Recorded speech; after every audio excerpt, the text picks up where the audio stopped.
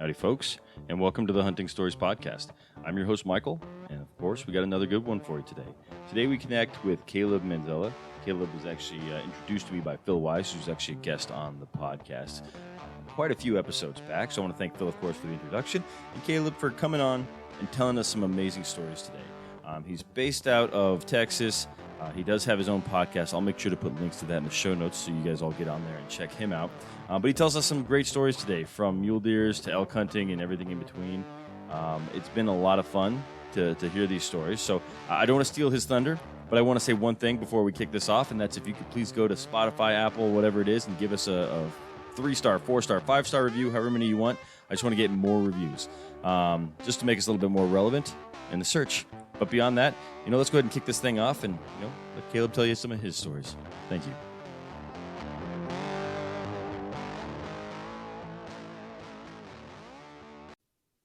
All right, Caleb, welcome to the Hunting Stories Podcast, brother. How are you? Man, I'm good. It's been a pretty good day. It wasn't as hot as it's normally been, so can't really complain too much. How are you? I'm doing well, man. I'm doing well. And you're right, it wasn't as hot. We're both currently residents of Texas. And what do you got up there in Lubbock? Because down here in New Braunfels, we had a low today. And by low, I mean the high was like under 90 for the first time in like 4 weeks. So I'm pretty happy about it. Yeah, I think our high today, whenever I saw it, was about 92. Yeah. But I'll take that because it had a little bit of overcast with it, so it wasn't too bad. But lately it's been 108, 109. It's just been miserable. Yeah, we're rolling around the low hundreds, and today was like, I want to say like 87, but cloudy, so bearable, definitely Yes, sir. bearable. But Caleb, man, I'm glad you're here. It took us a little bit of time to get this scheduled, and of course, you are a referral, we could say, from one of our previous podcast guests, Phil Wise, who's a great friend, I think, of mine, and I'm sure of yours as well. But why don't we start this thing off, man, by letting you just kind of introduce yourself so that people know who they're hearing some stories from today. Yeah, so my name's Caleb. As you guys all heard, I live in West Texas. I live right outside of Lubbock in a small town that's pretty much connected. So when people ask, I tell them I live in Lubbock, Texas. You've driven through here, kind of, we talked about a little bit before. You know what it looks like up here. You can watch your dog run away for like 3 days. Right. But or what it doesn't look like. It doesn't look like exactly. It's just barren. Fields.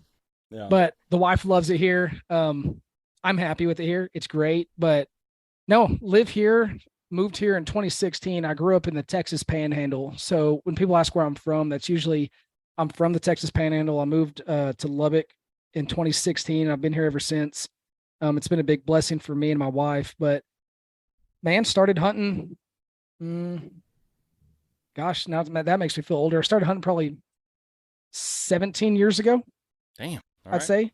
So, not as a child, not as a little kid, like, most people do. It seems like I started in high school, and right about freshman year, I started. One of my best friends actually got me into it. He just called me one day and said, "Hey, you want to go hunting?" I didn't know a thing about it. I just liked the concept, and I was like, "Sure, why not?" Yeah. So, I owe a lot of it to him on getting me into it, and grew up cutting my teeth just chasing whitetail in high school. That's what my passion was, and it still is to this day. But it's leaned a little more towards now Western hunting, which you've talked about in some of your podcasts, and we mentioned earlier, getting into it and wanting to do more of it. I think over the past 4 years, I've dove off into it, and that is like my newfound obsession is chasing critters in the mountains, man. Yeah, man, that obsession's a good word for it. I went from having like some hobbies, video games or whatever, just whatever the average 20-something male does these days. But as soon as I started hunting Western big game, chasing elk through the mountains, why would I spend my time doing anything else? So. Yeah, it's hard to beat, man. Hearing one of those bugles in the morning, just with crisp air and the mountains surrounding you. It's once you hear that for the first time, and I tell everybody I know, if they go, that's what gets you hooked. Yep. It's just standing on the side of a mountain, seeing your breath come out, just watching the valley, the meadow, wherever you're at, and just hearing a bugle just get ripped through and echoing. It sends chills down you. I mean, that's what drives me. Yeah. I remember the exact moment that I basically exactly that, standing on a hillside, looking across a valley. On the other hillside, on the other side of the valley, I saw a bull just walk into a gap in the trees, rip a bugle, and then walk into the tree again. And I was like, oh, that's it. This is my personality now. Like, let's go. Let's chase that bull. Yeah. We ended up shooting a bull that day, but like that was the exact moment where I was like, this is cool as shit. So Yeah. Have you killed a bull yourself yet? yes and no, and I've told this story on the podcast, but I have killed half of a bull is the way that we're looking at it. And as far as the other person's concerned, I killed 49 to their 51. But yeah, I'll share the story with you. It's the episode.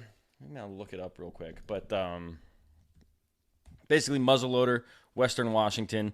Long story short, which is not what I like to do on this podcast, but I know I've told this story at least 3 times, I think. My brother-in-law shot the bull from about 10 yards with a 50 caliber muzzleloader, but it was still on his feet. But we were 2 miles apart. We just happened to come together to where these bulls were all bugling. And so he shot it. When I heard him shoot, there was another bull ran right in front of me. I pulled my rifle up. There's a tent right behind it. So I was like, oh, I can't make that shot. So I let it run by. That's smart. Ran over to where it ran into the woods, and I hear something else, look to the other direction.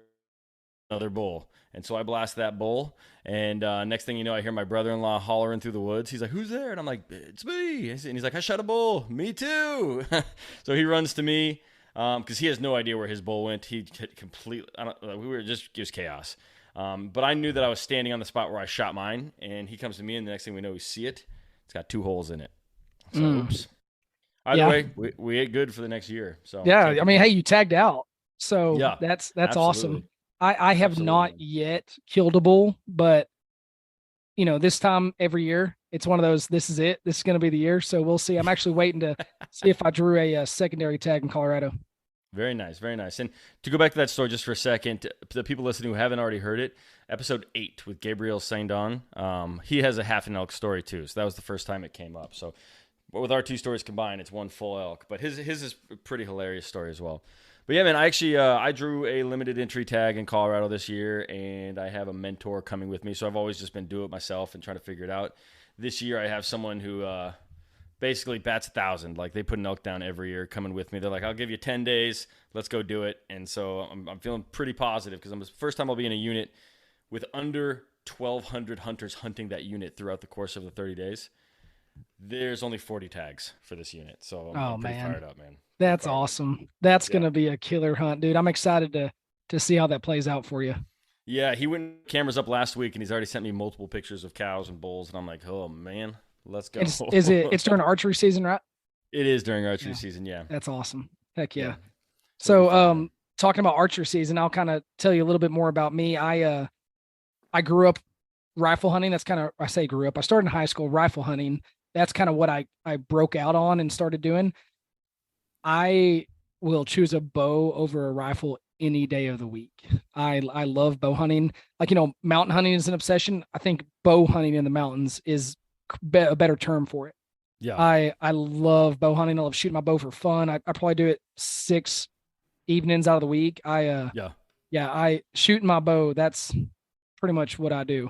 So if I can kill it with a bow, that's what I want to do. But hey, I'm a blue collar hunter. I'm not going to turn down hunting with a rifle. So yeah, I'm right there with you. I've actually said it on the podcast before, but I roll around often with my bow in one hand and a rifle in the other because I'm not a good enough hunter to miss out on the opportunity of something. So if they're both legal, I'm using both. That's all. Yeah, I have a good one about that I'll share here in a little bit. So.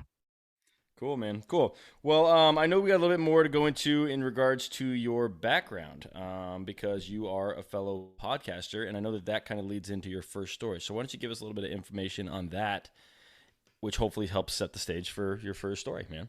Yeah. So back in high school, me and 2 of my buddies, Logan and Jarrett, we started this little group. We wanted to be like the Drurys or Michael Waddell or, one of those famous guys, Jim Shockey that we watch on TV. We wanted to be those guys. And so we started this little group. We called it LCJ Outdoors. It's just our initials thrown together. We're pretty clever. So we threw that together and man, we just started filming these god awful hunts that we had, but looking back at them, they're awesome because they're kind of nostalgic. And, but nowadays, we're really trying to we pulled everything off of YouTube because we want to put really good videos out there. And as we've gotten older, we realized hey, let's be more picky. So we, the past year or so, we've really been working on trying to get some good footage of stuff. And I guess it'd be last October, I got back from an elk hunt and we were all just chatting like we always do. We chat every single day about the outdoors. And Logan, I think, was like, guys, man, we should really do a podcast. We've been talking about it for a couple of years now. We should do that. And it just almost happened overnight. We talked about it for a couple of years and then boom, it's like we just jumped on it and did it. So bought some mics, got some subscriptions. Logan did a bunch of research. Without him, we wouldn't have it because he does all the editing. Yeah. So It's a pain bless in the him butt to for edit, that. man. Oh, I try to make it easy on him, and it doesn't always work out that way. So, but he's Yeah. done a killer job. But we started the podcast. We named it Legacy Acres. We tossed a whole bunch of ideas around, and we were going to call it LCJ Outdoors, but we wanted something that when people saw it, they're like, "Oh, that's intriguing." I wonder what it's about. And all it is three buddies who have an obsession and passion for the outdoors. Anything. It could be fishing, hunting, camping. It doesn't matter. Shooting. It just anything outdoors. And we named it Legacy Acres because we've kind of all grown up with the legacy in front of us that we have a lot of respect for, a lot of pride in. Logan's hunted with his dad and his whole family, and his grandfather is the one who let me hunt on their place. And I have a lot of respect for that, man. I like I told you, I got my dad into hunting. I looked at photos of my grandpa turkey hunting and pheasant hunting, and hunted with my family. Jarrett, that dude's got stories with his grandpa, his dad. It's incredible. But the legacy before us that we treasure so much, but the legacy we want to leave for our friends, our kids, our families one day. So we named it Legacy Acres. Yeah, well, that makes sense. Your second time around naming something went better than the first time. I will say I agree with that. And we thought about, but who am I to judge, right? I was like, I want to do a podcast about hunting stories. Let's call it the Hunting Stories Podcast, right? Yeah, I didn't put mean, too much effort into that. Sometimes overthinking it can be tough, but we still have LCJ Outdoors is like our social media stuff on Instagram and Facebook and all that. And we thought about changing it over to Legacy Acres, but it's one of those deals where it's like, man, it's when we think about that, we just think about what got us started. Just a bunch of kids sitting around wanting to be people on TV, which will never happen. We're just blue collar guys who have a passion for it, and that's what we're going to do. So, man, just keep it up and be yourself. You never know. Like, there's nothing that separates one person from the next, as far as I'm concerned, is that it's just like their personality. So if you guys got it, there's no reason why it can't be you. So keep doing it, man. Keep developing it and keep having fun with it. Because as long as you're having fun, I think that's the secret. It's the people on there that don't look like they're having any fun that aren't fun to watch, right? Yeah, and so Logan, I think he keeps me more grounded out of us three. He's like, guys, no matter what, I just want to be real. I don't care if people like it, whatever, we're going to be ourselves. And I love that.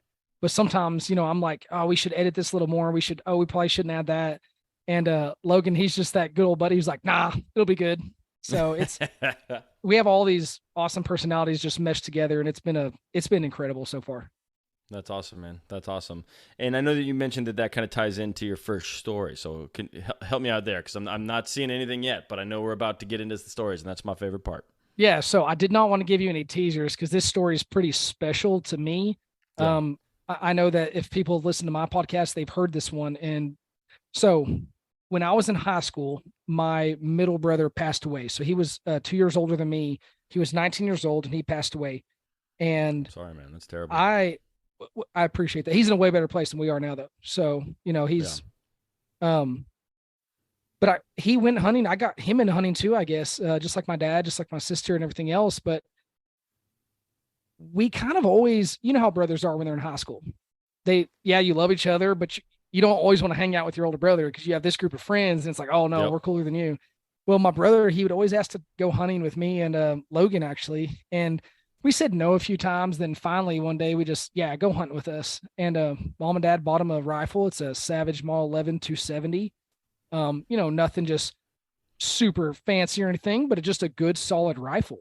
And throw a scope on there. We take him shooting, get it all dialed in, and we're going to take him hunting. So it's one of those mornings where things just don't really go together. I'm sitting with him. We're not seeing a thing. This is his first time to really hunt whitetail like this. And so, we were young. We were getting kind of impatient, I guess you could say. And so we said, hey, let's bail on this. Let's call Logan. Let's go drive around and see if we can't bump anything from some fields or check other feeders or something. So we call Logan, we hop in, we're out cruising the ranch, and we see a group of deer out in this field, and we jump out. We're all excited, and we start making a half-ass stalk on them. I've learned a lot since then on how to stalk a deer. You need to pay attention to the wind. So that's something we did not do. I specifically remember that because right whenever we got out and tried to make a move, I mean, they had us pegged. But this deer hopped one of our fences that, keep cattle out of a different pasture, and kind of stood on this big berm. And I remember our brother, he was like, when you look at somebody and the excitement in their face, he was like, can I shoot that buck? Can I shoot that buck? And at this time, we don't care about how old it is. We're out there having fun, making memories. And we're like, yeah, shoot this deer, dude. That's why we're here. And so he lays it down, he smacks it, ends up killing a good 7 point, nothing to really write home about, but it's his first whitetail buck ever. And we are plumb ecstatic. So fast forward years and years and years, like I said, we lost him in an accident. And then, which brings us to 2021. I had my brother's rifle for probably 8 or 9 years, I'd say. And I had never taken it out of the gun safe, not a single time. Well, really? And finally, in 2021, I just decided, you know what? I want to go hunting with my brother's rifle. So I get it out. It did not, the scope on it somewhere along the way, I don't know what happened to it. It's busted. It's messed up. I didn't want to take away from the rifle itself. So I almost got the exact same cheap scope, put it on there. It functioned. And ran with it. I sighted it in, and I took it hunting for the first time since we lost him. And that was in 2021. It was November. And I made it my goal that year that if I was going to shoot a buck, it was going to be with that rifle. Gotcha. Nothing against does, right? But a buck kind of has a little more meaning. I can look at the antlers every day on the wall and be like, hey, that's, that tells a story. Yeah. So I can appreciate that for sure. Yeah. So, it's a couple weeks in a season, and I've been grinding it out. We're seeing good deer, but just nothing too extravagant. And I remember one evening on a Friday, it was about 1:30, 2 o'clock at work. And I have a company that has blessed me. They're cool with me leaving every once in a while on a Friday to cut it out, get to deer camp. But I busted out of there early and hightailed it to the ranch, which is about a 2.5, 3 hour drive. And I knew that I was going to be the only one there. Logan and Jarrett were coming the next day. But I was going to be the only one there. And I was like, you know what? Like, I'm okay with that. I decided I'm going to go sit this field, the same field that my brother killed his very first whitetail in with this rifle. I'm going to go sit in that field and just have some time. Just be alone, enjoy just being out there, soaking it in, and just whatever happens, happens. So the evening's going on. I say the evening, the late afternoon's going on. It's getting about to the last hour and a half. And you know this, when it gets about the last hour, when the sun's starting to sink, it kind of hits what I call the golden hour, where like the color of everything just gets beautiful. The sun's starting to set. These fields are getting lit up with this orange red color. It's just a beautiful setting that I'm in. And I'm sitting there, and it's like one of those little moments where it's like, this is it. Like, this is peaceful. I have my brother's rifle. This is a special moment. Like, I'm good. I can go to bed tonight and just sleep great. Well, I look up, and about 300 yards from me, there's this doe just hightailing it to me. And I'm like, oh, cool, doe. And then it's like right behind her, I just see this deer, this buck running after her. And I was like, oh, no way. Like, is this going to happen tonight? And I've been hunting hard all year with my bow. Like I said, I was going to stick with my bow, but come rifle season, I was like, I'm going to stick to my brother's rifle. And this deer gets out into this one spot, stands up on this little berm, almost exactly like this deer that my brother killed did, and just turned broadside. And I was sitting there, and I was like, this is not the deer that I was targeting all year long. This is a really nice 8-point, giant G2s, just a beautiful representation of a West Texas whitetail. And I was like, yeah, I think this is it. So I laid the gun down on the shooting sticks. I got steady, took a couple of breaths, squeezed the trigger, boom, heard the report, and never saw the buck again. I saw 2 bucks running off, and the doe just stood there. And I'm sitting there thinking, like, surely I didn't miss. Like I heard it hit. So I'm kind of like, am I doubting myself now? Am I in my head about it? And those other deer were running through really just high love grass and everything. So I couldn't get a good look at them to see if it's the same deer or not. And I was like, man, I don't know. I spent a lot of time getting this gun sighted in and dialed. And I walked over there. It ended up being about 235-ish yards. And I walked over there and I harvested a whitetail buck in the same field with the same rifle that my brother killed his first whitetail buck in with the same gun. So that's so cool. Pretty special story. That's kind of ties into like, our Legacy Acres podcast, like stuff like that. Is we take a lot of pride in those kind of stories, those moments. And Logan and Jarrett, they didn't wait to come the next day. They drove down there that night to come help and celebrate. And it's a pretty incredible moment. Oh, absolutely, man. That's awesome. I can't believe that it all worked out like just the way that it did. Yeah, it's pretty cool. I haven't got the gun out since then. I put it in the gun safe and haven't messed with it, but I have a really good buddy of mine, and we were chatting about anything and everything. And he does a lot of reloading. And he's like, man, if you're okay with it, like, can I reload bullets for that gun? Like that gun specifically, like there's a cool story behind it. It's a meaningful gun. Like, can I reload for you? So I'm actually picking that gun up tomorrow with a fresh set of bullets for it that he reloaded for me. So I'm pretty excited to shoot that, and maybe I'll get some more hunting out of it. But it's one of those guns that, like, I used it. I found a lot of peace in it. I don't know if I'll hunt with it again, but I think I will, just to kind of keep it going. Yeah, man. I don't know if it's closure or whatever, but it's just a beautiful little like note on that rifle that like you and your brother both had that same experience, and it's something that I think it brings you closer to your brother. Yeah, absolutely. I believe in stuff like that. And what's cool about it is, like I said, so he killed a 7-point, and this is something that even at that moment I didn't think of until months later. This 8-point I killed, on his main beam on the left side, it was broke off. So technically he's a 7-pointer. So it's just pretty cool.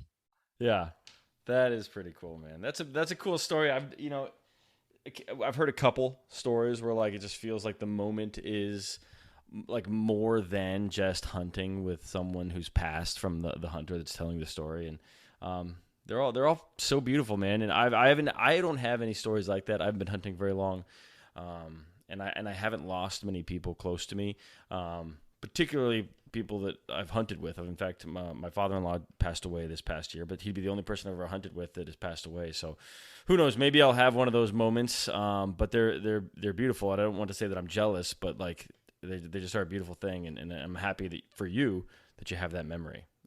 And now you appreciate that. Thank you. With multiple memories, man, because it's super cool. Yeah, it is a pretty incredible moment. So that's just one of those stories that I like telling. It's meaningful. And it's just special. Like you said, it's a beautiful story. I love it. Yeah, no, that's great. But here's the weird part, man, is transitioning away from such a beautiful story to the next one. It's never easy to transition from one story to another in general, especially when the stories have so much like essence behind them. But here we go, Caleb. What else do you have for us? And next, no, that's cool, man. So I told you my passion for the past couple of years is dove off into Western style hunting. It's spot and stalking animals. That's what it is. Whether it's in the mountains, it's in the flatland, in the foothills, it doesn't matter. If I can stalk an animal, I want to. I absolutely love it. So I want to tell a story about a hunt I did last year. It was in New Mexico, and we had just a bang up hunting season, me and my brother-in-law. So we're fortunate enough to be able to hunt New Mexico on my wife's family's land. They've allowed me to hunt out there over the past couple of years. And, once we got married, they were like, hey, you can hunt out there, just follow the rules and be smart. My grandpa. Awesome. How much land do they have? I want to say it's right around 10 sections, I think. Nice. So it's a good chunk over there. It's not in the mountains. It's in like the eastern part of New Mexico. So it's a lot of like those rolling sand hills, big mesquite mounds. It looks like it's flat, but when you get into it, it's just like 10-foot high mesquite hills. Got antelope all and over it, I guess. antelope and mule deer, man. Okay. The mule deer, it's insane because over the years before this, we've scouted for mule deer and we'll see good ones. And it's like, man, like we're not seeing like all the ones we see during hunting season. And then we'll get down there and there's just giant mule deer all over the place. It seems like it's incredible. Yeah. My brother-in-law always says that he never banks on what he's seeing early in the season because he always sees new deer when we go hunting. And it's true. I've been hunting Hmm. there 4 years now, and that's exactly what happens. There's deer we've never seen during the scouting season that just pop up like crazy. Um, but we did not get to scout much last year before the season started, and we alternate every year. We do a rifle hunt, and the next year we do archery, just because that's when he's able to come down for holidays. So last year was a rifle hunt. He gets in on a Wednesday or Thursday. Season opens up that Saturday, so I think he went down there and fiddle farted around, but really didn't get a lot of scouting time in because he's trying to see family. He's got babies. He's a busy dad. I am not yet. Hopefully, in the next couple of years, my wife just graduated from PT school, so fingers crossed, I can pop out some kiddos here soon. But right now, I'm fortunate enough to just me and my wife are hanging out, enjoying life, and she allows me to go hunting. So I was able to get down there and just jump straight into hunting with him. So I get down there Friday night, relatively late, but we get a game plan together. We haven't scouted much. We don't know what's down there. We're just going out with an open mind. And we get out there right when you can barely start to see. So it's like the 30 minutes before legal shooting line, about 45 minutes where you can see with your binos, but you can really just see shapes. Gotcha. So Okay. we're kind of parked at the front. We're doing some glassing, but we're just waiting for that sun to break. And as it starts to roll up, we drive over to one spot. We get out. We're standing on a big hill. For me, it's big because here in West Texas, we don't really have many of them. So we're standing up on a big hill, just glassing and glassing and glassing. And for about the first 30 or 45 minutes, we spot up some mule deer, not a lot. We see a couple bucks in the group. We see one that we're like, hey, this one might be good. And then my brother-in-law pans off to the east and he's like, hey, there's a buck like right over here that's probably 800 yards away, way closer to the other one. So we throw a spotter on it. We start glassing it up. And this is probably trying to think what time it is. So New Mexico is an hour behind us. I think this was right around the 7-ish a.m. mark that we spotted this deer. And we're like, hey, we should, let's try to get closer. We misjudged the hell out of it. We thought it was going to be 800 yards, and that was a joke. This deer was probably every bit of 1,800 yards. Oh. But, for some reason, we were like, hey, this deer's a lot closer than he is. So we're making a move on it, and we're walking slow. We're losing it. We're setting up glassing. We're finding it, doing the same thing over and over. And then we get to a spot, and it's like, oh, hey, like, he was in this area. Just range that big tree over there and see what it is. He ranges it and it's like 795 yards. We're like, what the heck? Do we been walking for like an hour and a half trying to slowly stalk in on this deer? So have you hunted mule deer much? Have you been able to do that yet? I've actually had a tag, but it took backseat to elk hunting. So I've never really put much effort into mule deer. However, I've started saving my points so that I can actually go specifically on a mule deer hunt. Very smart. Yeah, points is an asset. But so I say that because I did not know this 5 years ago, but over the past couple of years, just really trying to gain knowledge in it. I knew that a mule deer is going to bed, and then maybe 20 minutes later, he's going to stand back up, reposition himself, and he's going to go to bed again. But this time, he's going to sit there for a while. So we get probably 500-ish yards away from this mule deer, and I see him bed up. And my brother-in-law and I were just kind of tossing around game plans, and it just kind of clicked at me, one of those little thoughts. And I was like, hey, we do not need to make a move right now. Like, let's watch this mule deer and just see what happens. So we sit there for, I think, every bit of like 35, 40 minutes probably. And just as like I figured he would, the mule deer stood up, walked about 30, 40 yards to the right, went over this hill, came back up where we could see him and laid down. And this time it's like, it was weird. It's like you could tell he laid down to take a nap at this point, not just to chill and relax. So we're like, hey, let's get in tight. Let's try to make a move. My brother-in-law, he's a really good shot, but he wanted to get within about 200 yards It's just fun to get inside on mule deer, and that's what we wanted to try. So we make a move. I look down at the clock and we're like 4 hours into this stalk now. It's at this point, it's starting to blow snow. So this is, late November. Yeah. It's starting to blow snow. It's getting cold. It's everything that I want a mule deer hunt to be. Like, it's starting to get a little nasty. And I'm like, yes, like I want to suffer a little bit. This is going to be awesome. And so we're creeping through there. We get into about 350 yards, and this mule deer buck just keeps raising his head and just looking at us. We're crawling. We're trying to stay in the right wind. We're checking the wind every 15 steps probably. We're just slow playing this. And this is one thing I learned from my brother-in-law, is really how to hunt patient. I'm a very aggressive person. Like, I want to move, and I want to move now. I want to make a move on it. And I'm playing off of him. He's playing off of me. We're being aggressive when we need to, but we're really slow playing it so we don't bump this deer. And we get to one part where I guess we've been stalking him for, like I said, the total stalk took about 5.5 hours. And we get into about the last hour of it, and he kind of, something happened on with the wind swirled, but he stood up and just kind of moseyed off a little bit.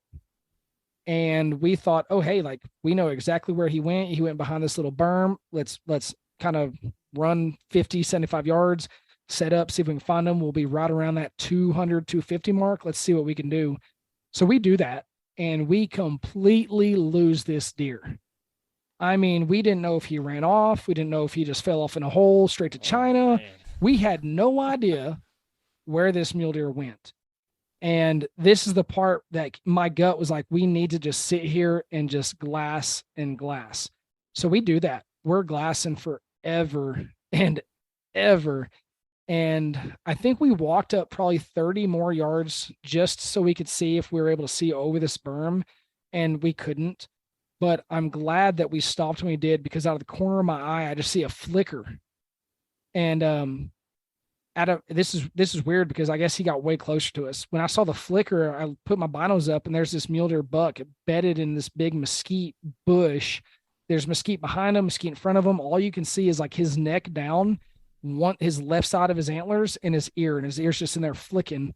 And so we're like, hey, he's right there. Like, he's like within 100 yards of us. We need to pump the brakes a little bit and see what happens. So we're watching him, and this deer is just bobbing his head. He's falling asleep. He's waking up. He's falling asleep. It was pretty incredible watching a deer be a deer, And finally, like, we just kind of stopped trying to be quiet. We're like, hey, this deer's going to stand up. Like, you're set up, you're steady. Like, right when he stands up, shoot him. So we're sitting there, and I'm filming it. It's probably one of the best videos I've ever gotten on a kill shot. And finally, the mule deer kind of looks over at us, notices, hey, like, you are not a bush. I don't know what you are. It stood up, and right when it did, you hear the safety go off in the video, and then boom, he smokes it. He thought he missed it, but like, watching the video, you can hear the thwop. He kicks his legs up, and he runs about 25 yards, stops, looks at us, and he just dumps it. And it's not his biggest mule deer to date. He's been pretty blessed, and he's killed a absolute giant. But it was a 5.5 hour stalk and I think it ended up being on his, I want to say it was every bit of 1,500, 1,800 yards. I mean, it was an incredibly long stalk on a mule deer buck that we spotted with the spotting scope right at the beginning of like the day. So that was a lot of fun getting on him, and we're celebrating, we're hooping and hollering. And my wife is at her parents' house with, his family. So his daughter, my wife, and my father-in-law jump in the truck. They're driving down there. They want to come see this deer. And by the time they got there, we had already got him skinned, quartered up. He's hanging. And I'm like, hey, like, I want to go kill a deer now. So let's go hunting. We'll catch up with them whenever they get here. So we go to one spot, which it's like our glass and knob. It's just this giant John Deere tractor in this field. It runs great, but it's always sitting in the same spot. And we climb up on top of it. We get perched up, set the spot and scopes up, because we can see forever, because it's kind of parked on a higher spot on the land, but it's just so high up. It's, 14 foot up. That's and convenient. So it's super handy. I'm glad they park it there. And we're sitting there just glassing this evening, and my brother-in-law, I think he's actually running the spot and scope. I'm letting him use mine, and he ends up spotting a couple really good bucks. We make a game plan. We decided, hey, you stay here. You kind of give me signals. I'm going to go stalk this mule deer solo. When I look back at you, throw your right arm up if I need to go right, left for left. All we went through all the codes, like we were on the same page. So that's all. I've done that. I've had that same conversation with my buddy. Be like, all right, this is what this means. Throwing an X means stop. Yep. Well, my only rule whenever we're doing that is don't get excited or don't try to come up with something new when I'm 700 yards away from you. Just stick to the game plan. Like it ran away, it stood up, go right, go left, go straight, come back. And he did that. He didn't mess anything up. I'm an idiot, and I just got aggressive. I stalked in there hard. It was a long stalk, but I didn't take it slow. I went straight to where I thought the deer were going to be. And I thought that I guess I was Chris Kyle and I could just make a split-second shot and kill a mule deer. I'm not that good, apparently. So I get inside on these mule deer. He spots me. The wind's bad. He blows out of there, just takes off. And like I said, I'm an aggressive hunter, and I'm like, hey, I could probably cut this deer off. So I take off kind of jogging, running over to a big berm that holds a bunch of water to get up on top to see if I can find this deer again. And I find the deer. He is not wanting any part of me. He kind of knows something's up. So he's not really slowing down. He's just kind of trotting. He'll stop and look back. He's trotting. I got one clear shot at him. He was probably 400 yards away. And it's one of those moments where, like, I thought I could make the shot. I really did. So I laid up on this berm. I got kind of steady, kind of not. My heart's just beating because I just got done running, and I'm out of shape at this point. But I'm like, hey, I'm gonna kill this mule deer. My wife's out there at camp. I got my niece there. I got my father-in-law. Like, I'm gonna bring home another mule deer. We're gonna double up on the same day. And I shoot, and I don't know where I missed, but I missed this deer just big time. So my brother-in-law, he's texting me, did you get him? Did you get him? And I have to send the no, I'm garbage text, and that was one of the longest walks back to the truck, not because of really distance, and it wasn't hard, but I was so defeated because I knew I screwed up. I was like, dude, I should have played it slow. This was a beautiful deer too. He had double white throat patch, and his face was just solid white. So when you looked at him, it looked like he was just white from the tip of his head where his antlers start all the way down to his chest. It looked just white. And I was like, man, that was just a genetic thing, or just like a really old deer? I think he was really old.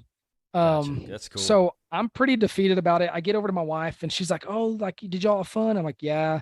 She can tell I'm kind of beat up about it. And she's like, well, it's okay. Like, everyone misses. And I'm like, yeah, everybody misses, but like, that was solely on me. That wasn't the gun. That wasn't even me being a bad shot. That was me making a stupid choice, playing it aggressive, and then taking a very rushed shot. I was like, every bit of that could have been prevented.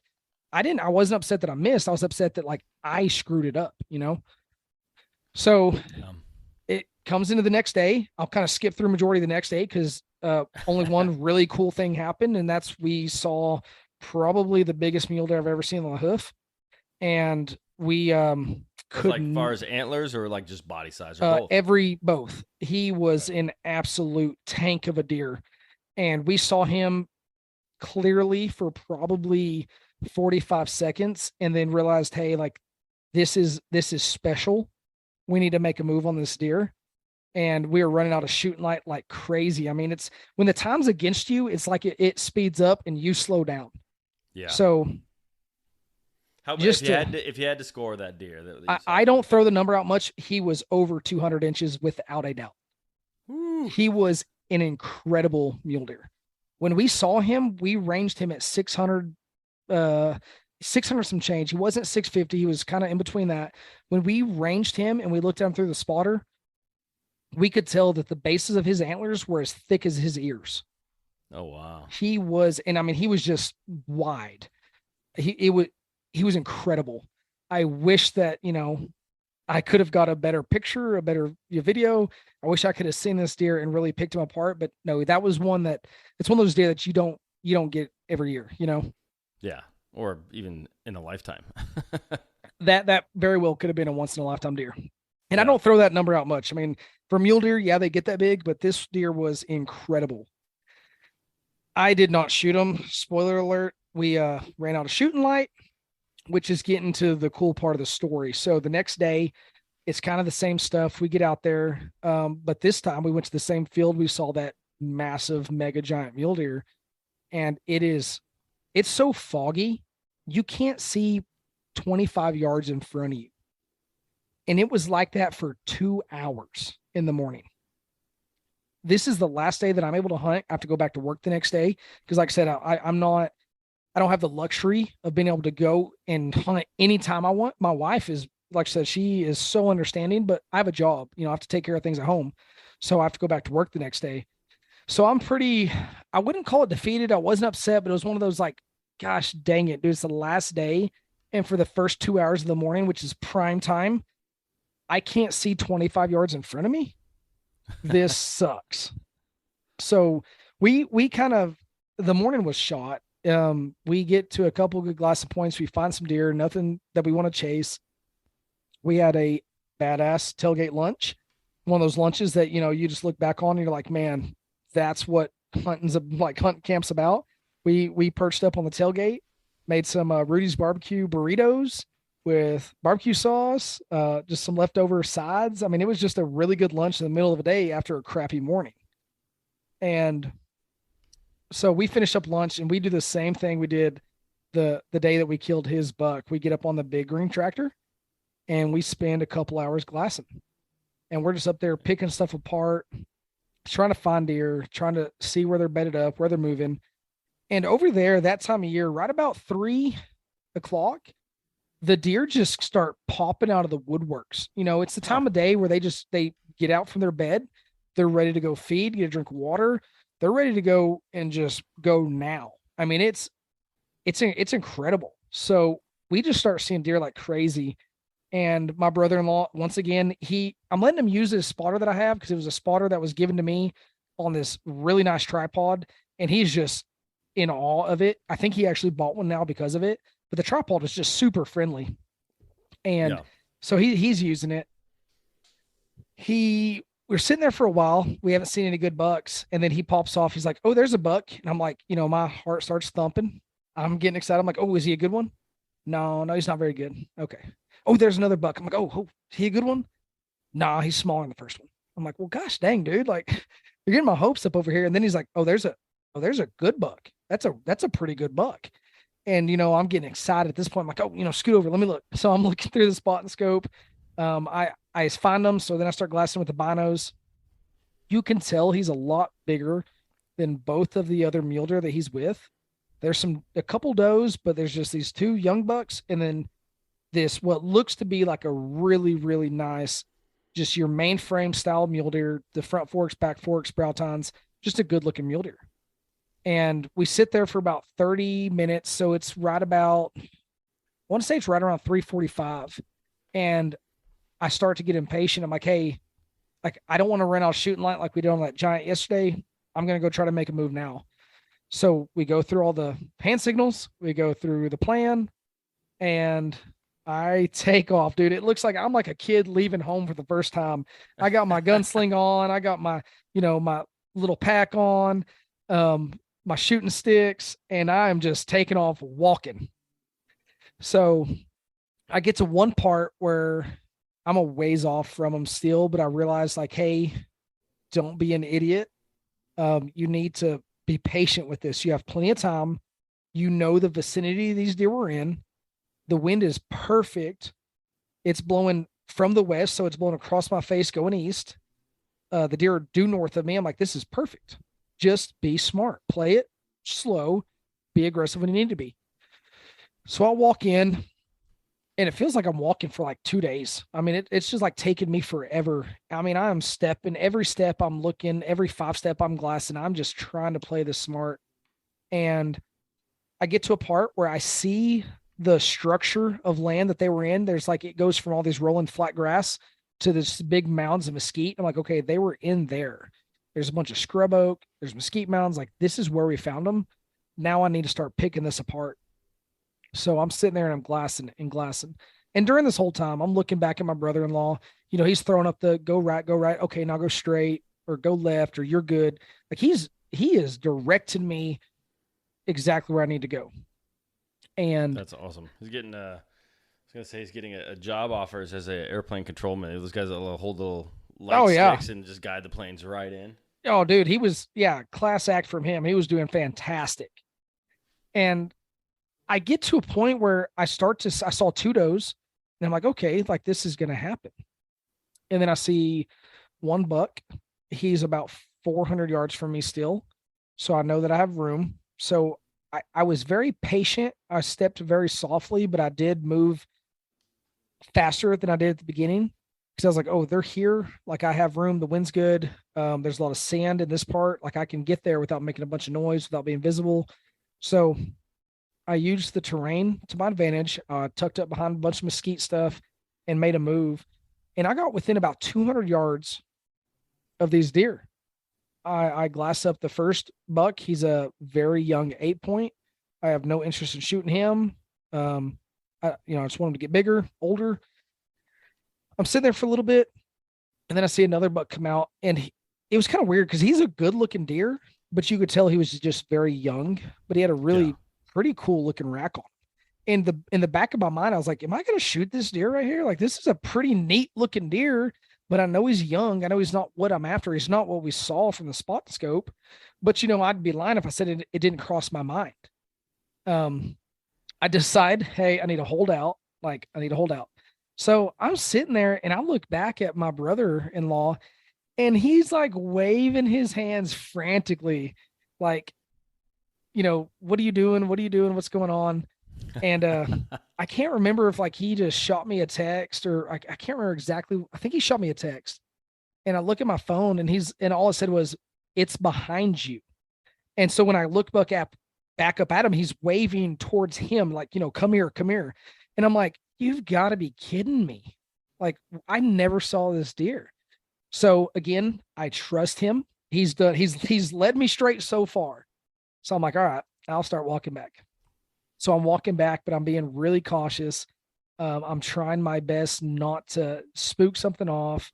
I just don't want it to be my fault this time. So I'm playing it smart. I walked about 100 yards and I realized like, he's kind of he's giving me these weird signals now. He's like pointing to the west with one arm, but he's still waving with his right, like, come here.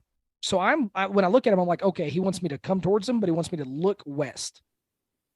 And I'm so glad that I was able to read his hand signals because that's exactly what he was saying. Oh, so I'm awesome. looking. I was worried there for a minute that you were gonna get that wrong, but keep going. Yeah. Keep going. No, I got lucky on that one. I don't always get lucky, but I did this time. So I'm looking west. I'm walking, probably another 100 yards, and my phone starts ringing. And it's not like the vibrate or anything else. It's like I'm getting a FaceTime. And at first I'm like, oh no, dude, if my brother-in-law is FaceTiming me, I'm going to lose my mind. I look at my phone and it's my wife.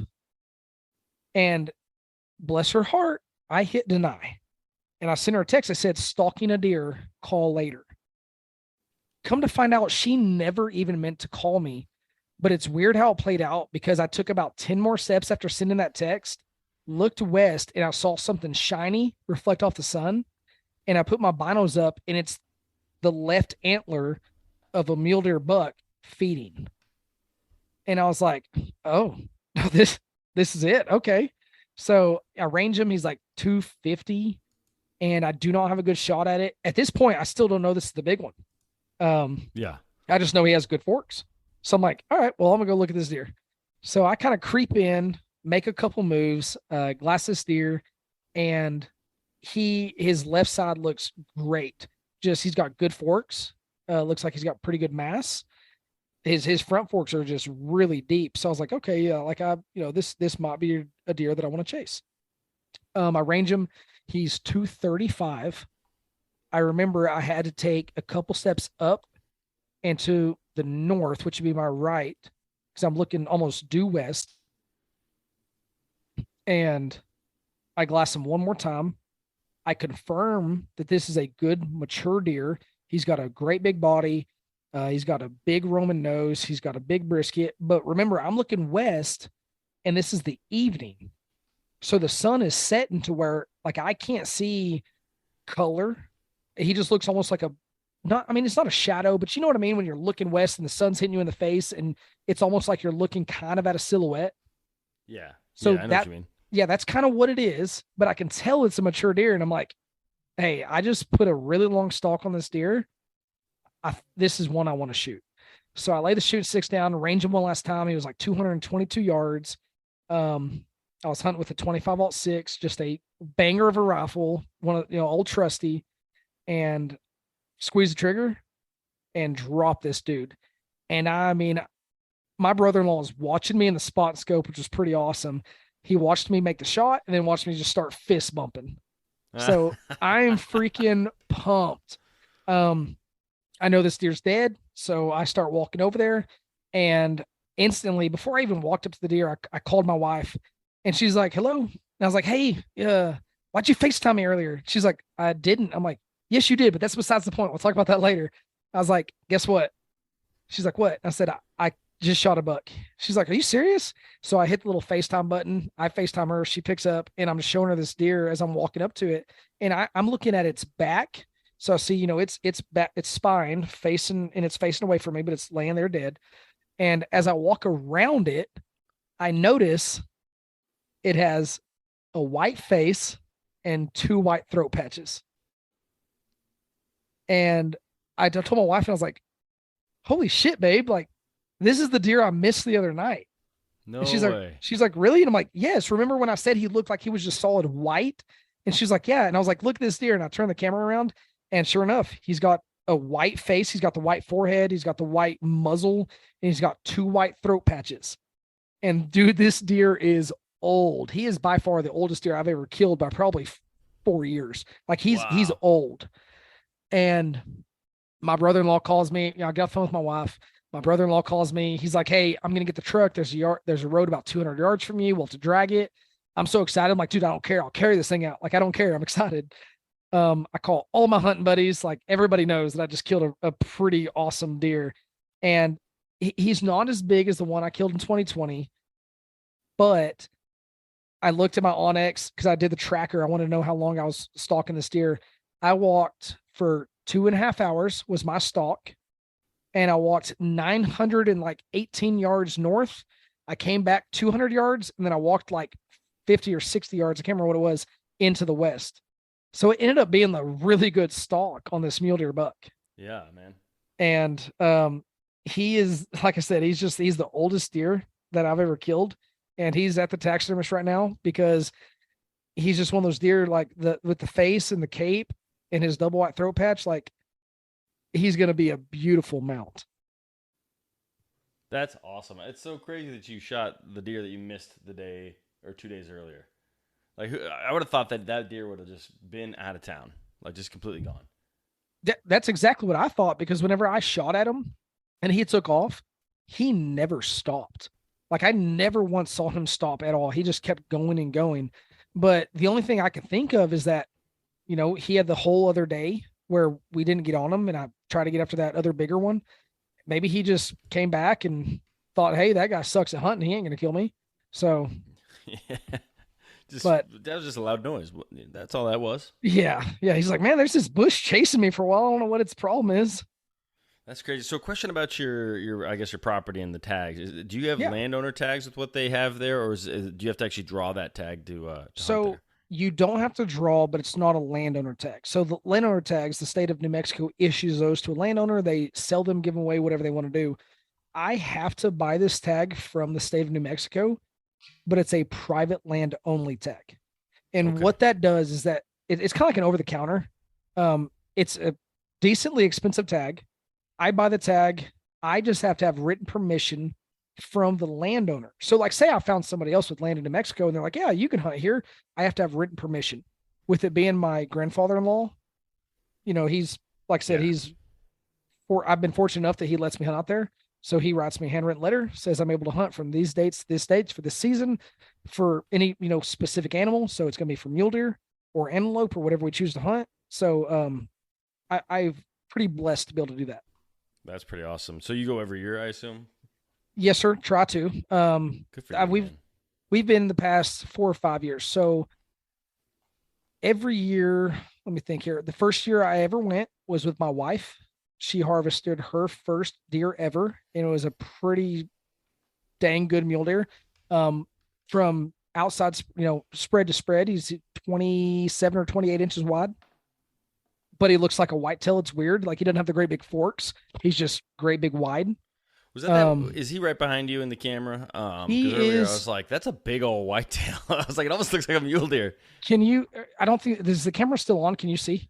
No, no, the camera's not Okay, still on. But so I was I'll just I'll show remembering you the deer that were after. behind you. The one directly behind me was my mule deer from 2020, and Okay. he is right at.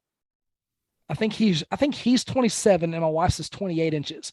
But my wife's you can't see in the frame. He's up in the corner. That one right behind me, the just great big wide one, that's my mule deer from 2020. That another incredible story, but it had a lot to it, but this other one kind of had more juice to it. You know what I mean? Yeah, no, that's a great. So I mean, that was a great story, and thank you for telling it, Caleb. 'Cause it didn't end the way that I thought it was going to. And I'm just glad that you got the second chance at that first mule deer, man. I am too. And looking back at it, like, I still kick myself in the butt because I'm like, dang, I probably could have shot that bigger one before, like the evening before, had it worked out. But it's one of those things where hindsight's 2020, and I'm so thankful that like I had an encounter with this deer and then was able to close it with him. And he, like I said, he's an old deer. When I took him to the taxidermist and I pulled him out, the taxidermist was like, "This might be the oldest deer I've seen all year." And I was like, "Yeah, he's an old one." So How he were was his teeth? Like typically, that's when they get that old. Their ground teeth are. down. Yeah, He so he's probably almost on the. gums. He probably didn't have very many good years ahead of him. No, I think he was on the digressing phase. No. Because when we go out there, we try to take photos with our phone or cameras or whatever. My grandpa in law, as a hobby, he sets out a game camera by the house. He has one by the tractor, just in odd places. And he'll go out there. He doesn't hunt anymore. He doesn't care about it. He'll go pull a card and just sit there in the evenings and look at pictures. And he's like, "Oh, there's my deer. They look good." But he showed us a picture a year or two ago, and it has a double white throat patch, but he's bigger, the year before or whatever. So we're thinking that it's the same deer. He's just digressing. Yeah, well, that makes a lot of So sense. It's a much better way to go is a quick bullet wound rather than slowly starving to death because your teeth don't work anymore. So, exactly. Or coyotes getting at you and pick because you're yep. slow and old. I mean, yeah, but it is awesome. This year, I'll keep you up to date too, though. This year, we're going to be bow hunting them in January, which is during the rut. Awesome. And we've had some pretty amazing encounters bow hunting them down there. That's one of my big goals this year is to kill a mule deer with my bow. I just recently got some more access to more property in Texas to hunt. I got 12,000 acres to be able to hunt. Hell And then, anywhere near me? it's Probably dude, not. hey, you come up here and I'll take you. The All right. landowner, he was like, "I don't care who you take. If you take people, they have to, if they see coyotes, they have to shoot them. If they see pigs, they have to shoot them. And if they kill a deer, it's on your tag." And but I'm hoping it's like a bunch of canyons and big draws and there's some wheat fields and all that. But I'm really hoping I can shoot a mule deer buck with my bow. That would be pretty epic, man. That's what I'm That'd be hoping pretty for, epic. man. Yeah, well, good luck with that, man. Good luck, and we'll definitely be in touch. I've got a minor hunt for whitetail like east of Dallas in Okay. December, but then I've got no other hunting going on, and I don't That's even know if awesome. there's anything there. Like that's a meat hunt. I'm going to shoot whatever walks in front of me. Taking a couple friends with me that have not really done too much hunting, so it's That's just awesome. it's about camp and meat. Dude, that's So camp is what it's all about. When we're going to Colorado, I haven't even drawn a tag for Colorado. Like I said, I'm waiting on the secondary. If I draw one, great. If not, I'm still going to help my buddy from East Texas and going on the adventure and camping out there and hiking around. Like that to me is what I love. And if we harvest an animal, that's just a bonus. yeah. Yeah, So for sure. I've been hunting more years where I didn't even see an animal. It's about just the camaraderie, the adventure, just doing hard shit. And I've trying to convert a little bit to I don't know if it's the Eastern or the Texas style of hunting of kind of blind sitting. yeah, That's great. I think there's something really awesome to be said about just the quiet and the serenity and like paying attention. Like when I'm in a blind, I don't bring my phone. I just do my best to have some silence because it's That's something awesome. that I don't think we get enough of. But I still prefer getting out, beating feet, and just putting miles on my boots and just seeing country that it's possible that no one's ever walked there before. Like that kind of stuff. It's It's pretty funny great. you say that. We were hunting in New Mexico a couple of years ago on we drew out on the reservation, which was awesome tags, and we're gutting a cow elk. It's dark now. We're on the side of we're through two ridges. We're in this little saddle area where we harvested this cow elk, and I'm gutting it with the other guy, staring up at the stars. It's pitch black, and it's just so bright with the stars. It's weird. It's like it was dark, but it wasn't. And I told him, I was like, we might be the only people that have ever stepped foot right here. Yeah. And it was just one of those moments. It was just really cool, like you said. And you mentioned doing hard shit. My buddies who hunt in the West with me, which there's two of them, one from East Texas and one from here in Lubbock. They're the kind of buddies that I take with me, because if I say, hey, we need to climb this next ridge, they don't question it. They don't gripe. They just say, let's go. And That's important. they know me well enough that I'm a little cuckoo, I guess. I like to suffer a little bit while I'm hunting. I don't know why, but like the stuff that's hard and the stuff that hurts, I'm like, yeah, let's do that. Oh, you want to walk another 5 miles? Let's go. Like that's me. So Yeah. it's hard to find people who will say, let's go, instead of griping and just crying like little tits. Yeah. No, I'm with you, Caleb. In fact, like I am not quite a masochist like you are. I understand that it's good for you, and I want to try and get out there and do these hard things. My problem is that if I surround myself with people that aren't also at least at the same level or beyond, then I'm going to let them and their lesser attitude of like, hey, let's go back to camp. I'm like, all right, let's go. Like, so I'm like pushing myself. So I've actually gotten to the point where I'm taking my hunting group and being like, hey, here's the deal. Here's what we're doing. If you don't man up, you're not invited back. And Yeah. and letting them know, like, I need to surround myself with people that are going to push me, because I know where my weak points are. And so it's like, it's nothing personal. I'm just trying to be the best me, and I know who I need to surround myself with in order to put more hours in the mountains. Because there's only so many Septembers, and there's only so many hours in September. If I'm not out there, like, what am I doing at camp? Right? Exactly. What's the point of that? Now, granted, when you're done hunting and you got to go back to camp, I love being at camp. Oh yeah. Don't best take memories of my anything life, away but from camp. Camp is a very special time. yeah, Like you said, you don't want to take anything away from that, whether it's camp, for lunch, or it's evening, or more, waking up in the mornings, getting ready. Like I'm with you. I love my time at camp, but I guess I'm just kind of like you. Like, hey, here's the plan. Here's what we're gonna do. You're either in it or you're out, because I will leave you at camp. Like I will go hike that ridge by myself. I don't care. But like I said, I'm very fortunate that the guys that go with me, they they're grinders, man. They work hard. that's One of awesome, them, man. like the one who has the tag for this year, he called me in January, or actually it was December, right before Christmas. And he was like, hey, you still trying to work out and get ready for elk? And I'm like, yeah, I'm being a fat ass though. Like I'm still eating all this stuff and I'm not really working out. And he's like, tell you what, get it out of your system. Come January, let's start 75 hard. And I kind of tossed the idea around and kind of was like, man, I don't know. And he literally hit me with one of my own quotes. He's like, are you going to make me walk that ridge alone?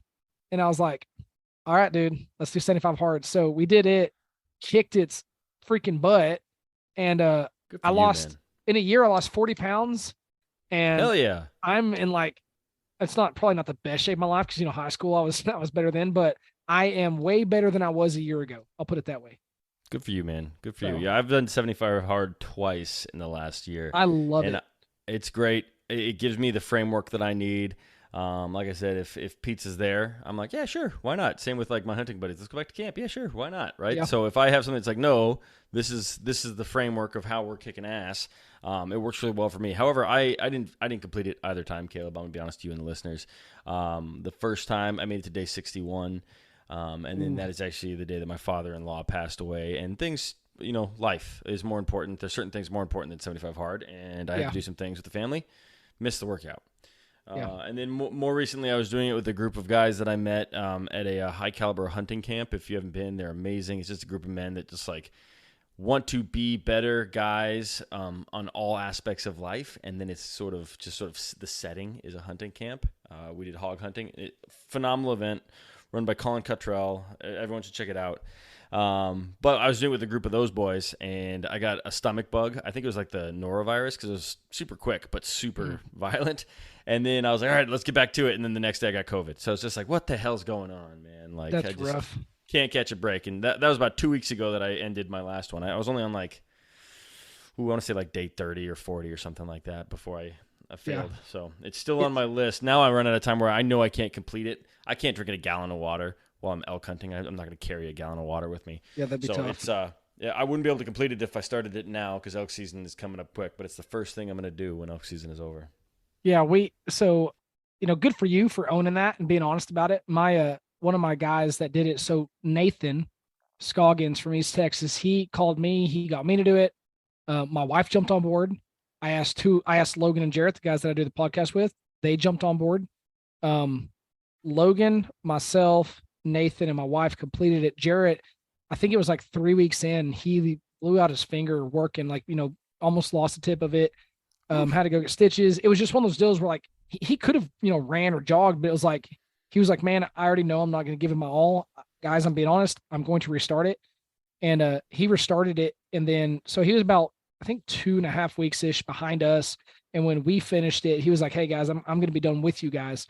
So, I would say, I guess technically he did not finish it either, but we respected the fact that he owned it and was like, hey, I missed a workout today because, I didn't do it. So just letting y'all know. And I'd rather somebody be upfront about it than go through the motions. And then day 75, they're like, oh, I quit like 40 days ago. Yeah. Yeah. No, I'm with you, man. And I'll throw this out to anyone who's listening. If you're interested in 75 hard, do it. If you need help with it, reach out to me, man. It's awesome. I have a couple guys. I'd say I've got like 6 or 7 guys in my life that like we roll those things together, and whether we're doing them at the same time or not, like we keep each other accountable. So hit me up if you're interested in doing the 75 hard, because it can change your life. It's a pretty cool thing. It's a great framework. It's a great way to set some really good habits in your life so that you can really make a better you. And here's the thing, Caleb. I didn't lose much weight, but I was actually doing one of those in-body scans. I don't know if you know. It's like a scale with little arms, and that'll humble you pretty quick. Yeah, man. But I in my last round of 75 hard, again, only like 30 something days, I lost 4% body fat. Like, didn't lose much weight, which is exactly what you want. Like, I was gaining muscle, losing fat. It was awesome. So 75 hard is the real deal. That's awesome. No, that's really good. And I mean, what you said, that's exactly what it is. It gets your mind right, sets a good foundation for your life, for your habits. I think my favorite part was that it built really good habits. And so my gym does that in-body scanning test too. And I'm trying to remember what the percentage of body fat. I went from, what did I lose? I think I lost 8% body fat during it. Damn. And I'm trying to look up the app. Let me see here. Well, oh yeah, I'm gonna let you go ahead and look that up. I'm gonna throw this out there, Caleb. We've gone off track. Oh yeah, this is all of a sudden like a real podcast where people are talking about all sorts of shit, and that's not what we do here. So I'm proud of you for losing 8% or whatever that percentage is. But I want to ask you, do you have any more hunting stories? Because I know the listeners did not tune in to hear you and me talk 75 hard. We got off on a damn rabbit trail there. I'd love to talk with you some other day about all of this. I think we should talk for a long time, but that's not why we're here. We should have cut that off way earlier. We got off on a rabbit trail. I do have one story I wanted to tell, because you mentioned earlier when you and I were talking about not passing up the opportunity and you taking your bow and your rifle to the stand. Oh yeah. And you know what, real quick, I want to take one step back because normally I try and tell some story. Okay. You talked about being there in the middle of the night, and this is a quick one. That's why I'm going to interrupt you. But you talk about being there in the middle of the night, tearing apart an animal, and just being like, man, then we might be the only people here. It reminded me of this recent season. I didn't have a very good hunting season. I actually compressed some vertebrae in my back and was out basically like 1 or 2 days into the season. But one of those days, we're hiking in at 3 a.m, and this isn't about being the only people somewhere. This is just about being there in the middle of the night when it's pitch black. And my buddy and I are walking through this valley. We're not too far from where we plan on being, but then all of a sudden we look up in the sky, and there's just the weirdest thing I could possibly imagine. It looked like 70 drones that are just with glowing lights in a line, hovering from in the distance right towards us. And we're like, what the hell is that? Like completely stunned. Like we stand there and my buddy's like, what is that? I was like, I don't know what that is. Like we're trying to justify the idea of like, where's the nearest military base? It's got to be some kind of military thing. And it's just this line of lights. And I'm not kidding. It looks like it's maybe 1,000 yards in the air, completely silent, coming straight for us. And we just stand there for 20, 30 minutes, 40 minutes. Like we should be continuing to hike to get to our position so we can go hunt elk, but we're just like so weirded out by this.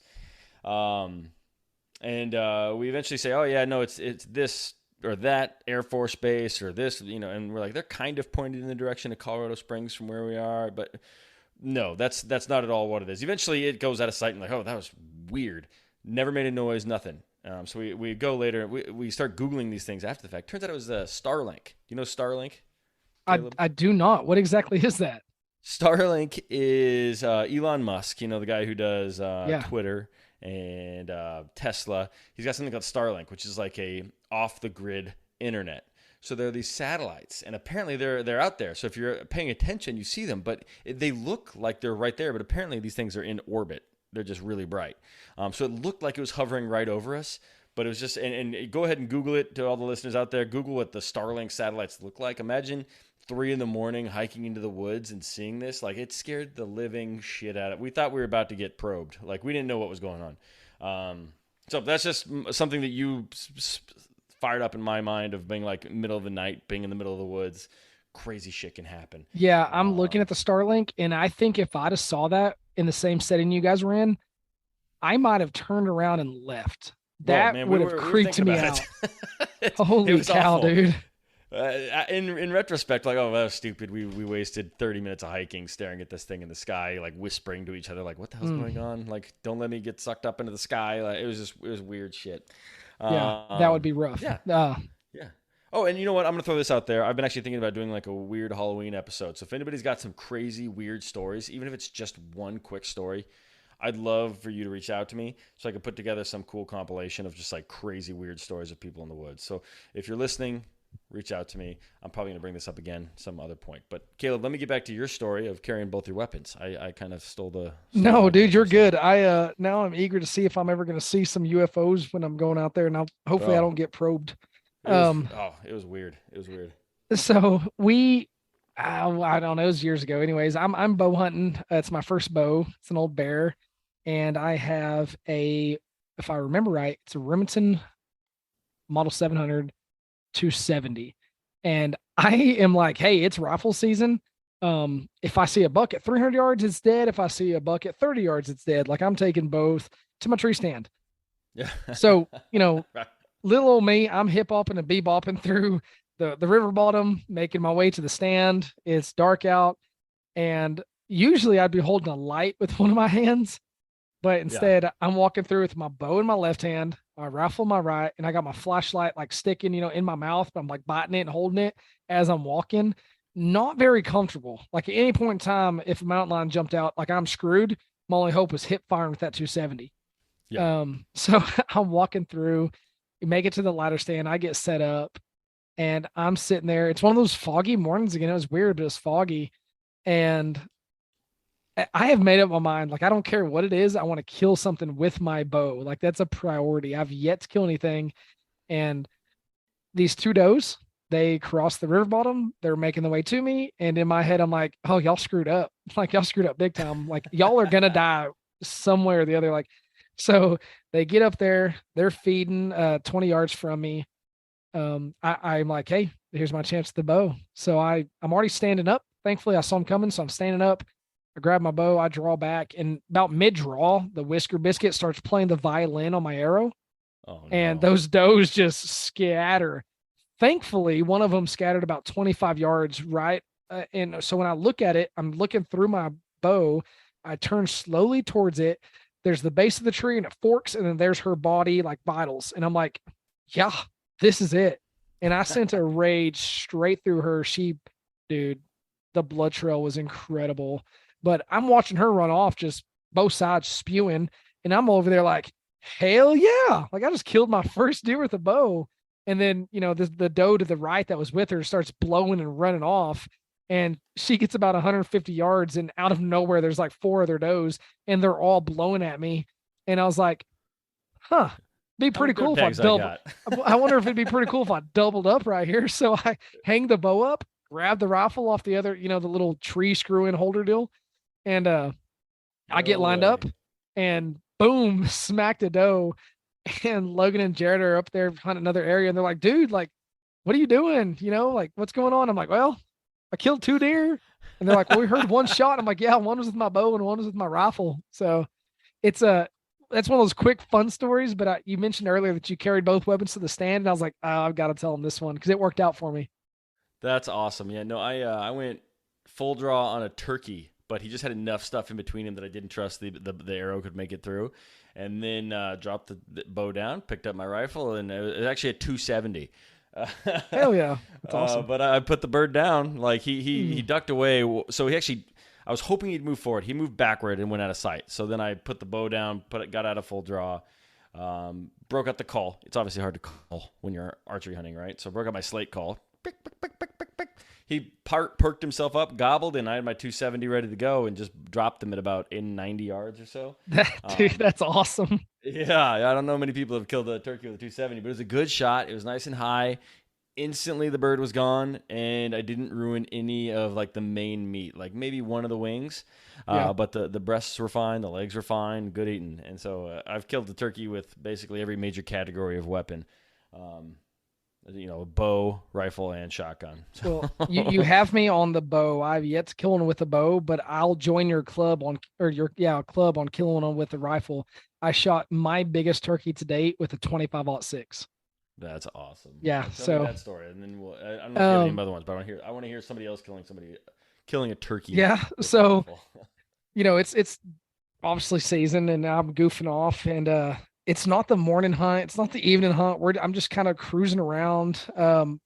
We drive to a spot, we get on this field, we make some calls, we'd move to another spot. Like we're just trying to run and gun on these turkeys. And I have a shotgun. Like that's the thing is like I'm going to kill them with a shotgun. And we go to one spot where we have to hop up over this hill into a bowl. And I hop up over and there's this turkey from 175 yards. I glass it and it's a giant bird. I'm Yeah. like, holy shit, like that beard is dragging the ground. And so instantly I'm like, and he's kind of like tucking it away. Like he saw us like right when we popped over that hill, he was like, yep, peace out. And so he's kind of strutting away. And I was like, I'll never catch this bird. Huh. I got a 25-06 right there. So I grab it and I get out and I get set up, and looking through the scope, the bird acted funny when it got over to like this little face of a hill. He just something was off. Anyways, I put it high up towards his neck. I shot, absolutely smoked him. 25-06 worked beautifully on a turkey. And we get over there, and I knew this was a big bird, but I didn't realize how big he was. But when we walked up there, his head, like turkeys, they're usually are pretty. This turkey, his head was disgusting. It was like pussy green. And I do like any normal person. Pussing, or yes, like no, it's like pus? nasty, pussy, grainy, goopy. And you either pick them up from their legs and you hold them up, or you like pick them up from their legs and their neck. So I picked them up from the legs and the neck, and instantly got this whiff of just like infection or something. It was disgusting. Needless to say, we gutted, we cleaned the bird. It was sick or something. Its meat was all miscolored. It was just weird. Yeah, I was gonna ask, like, did you cut it up, and if so, did you eat it? So I'm hoping you didn't eat it at that point. No, I called the game warden and was like, hey, here's the deal. The turkey is absolutely disgusting. I sent him a picture, and he's like, yeah, dude, I probably wouldn't trust it. If you find somebody that looks good, that's your call, but like I'm pretty much giving you the approval. Like you don't have to eat that bird. And I was like, thank you, because I don't want to die today over some sickness. But dude, no, that bird was nasty. It smelled bad. Like it is just a gross bird. Or like you ever look into? No, I probably should. I bet I could find something on it, but no, I've never found out why. Open wounds or anything like that. Just only thing that like I've ever had similar is white-tailed buck got an infection from a shot, but this was different. This was like his head was like a weird green pussiness, and he was all by himself. Where at this time of year, most of the time there's a bunch of birds together. Yeah, he was all by himself. He was acting funny. No, he was bad off. I think I did him a favor.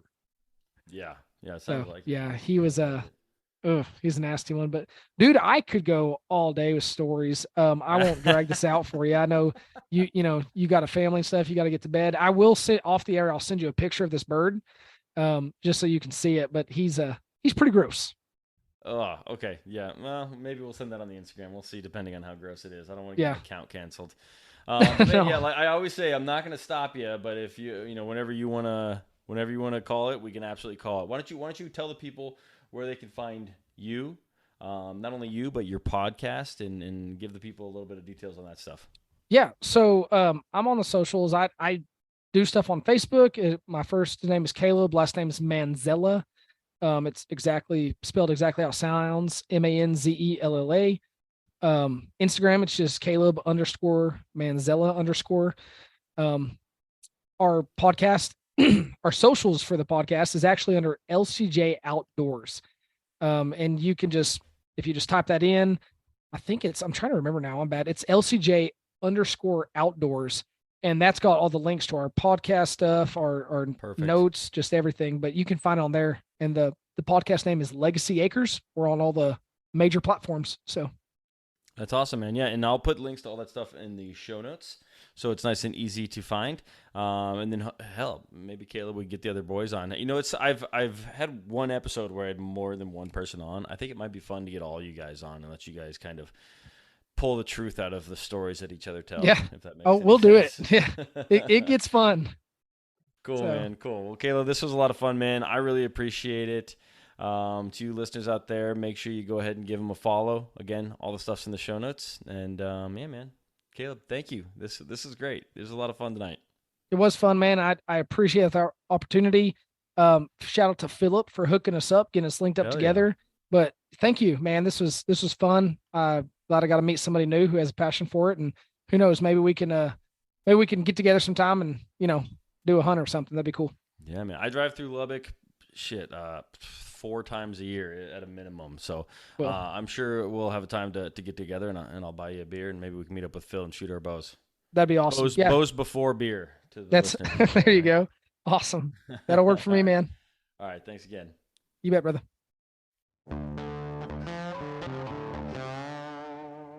All right, guys, that's it. Another couple stories in the books. Again, Caleb, thank you so much for coming on the podcast. I really do appreciate it. I had a lot of fun talking with you. I'm sure we could have gone for hours outside of just hunting stories. So glad to have met you, man. Thanks again. To you listeners, of course, thank you guys for tuning in. I hope you enjoyed Caleb's stories as much as I did. And I put links to everything we spoke about in the show notes. So please go check out his Instagram, his podcast, and YouTube, and the different thing that him and his buddies are putting out. And though, once again, I do want to mention, please share the podcast and get onto your preferred provider, whether it's Spotify, Apple Music, or wherever you're listening to this podcast, and give us a rating. Like I said, just trying to become a little bit more relevant. It's a good way to kind of end up higher up in the search results and get more listeners. And hopefully with more listeners, we have more people reaching out with some great stories. So that's it, guys. Thanks again for tuning in. I do appreciate you. Now get out there and make some stories of your own.